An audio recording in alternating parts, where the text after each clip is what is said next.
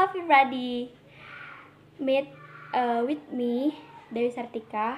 My ID number 19100061714. Okay, your class D10.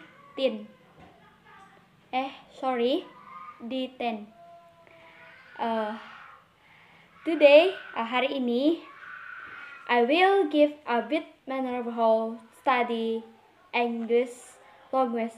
Saya akan mengajak adik-adik semua untuk mempelajari apa itu English language dalam bentuk grammar.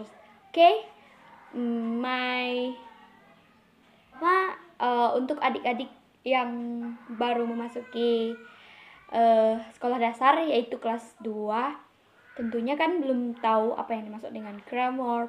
Grammar itu ada dalam beberapa bentuk. Ada bentuk seperti dalam bentuk noun dan lain-lainnya.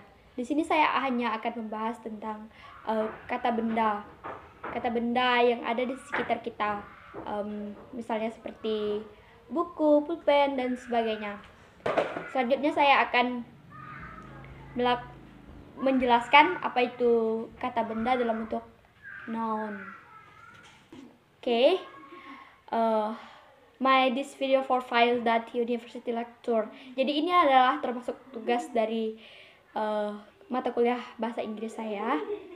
Okay, before to go to the my video, request with humble so that don't forget and like and subscribe my video. Oke, sebelum melanjutkan menonton video saya, dengan rendah hati saya mohon jangan lupa like and subscribe channel YouTube saya.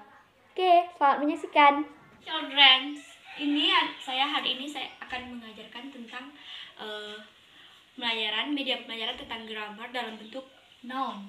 Dimana kita tahu kalau noun itu adalah kata benda. Nah, kata benda di sini dibedakan menjadi dua, yaitu yang pertama kata benda yang dapat dihitung dan kata benda yang tidak dapat dihitung. Contohnya misalnya, contoh kata benda yang tidak dapat dihitung atau uncountable noun itu adalah yang pertama water, air, oil, minyak, milk, susu, ink, tinta, sugar, gula, sand, pasir, and ice, itu es.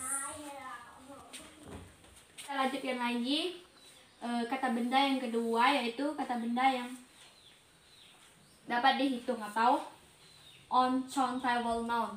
Contohnya misalkan pen atau pulpen, yang kedua pensil atau pensil, yang ketiga ruler atau star, yang keempat bag, tas, yang kelima notebook, itu adalah buku tulis, eraser, itu adalah penghapus, dan yang terakhir itu adalah hat.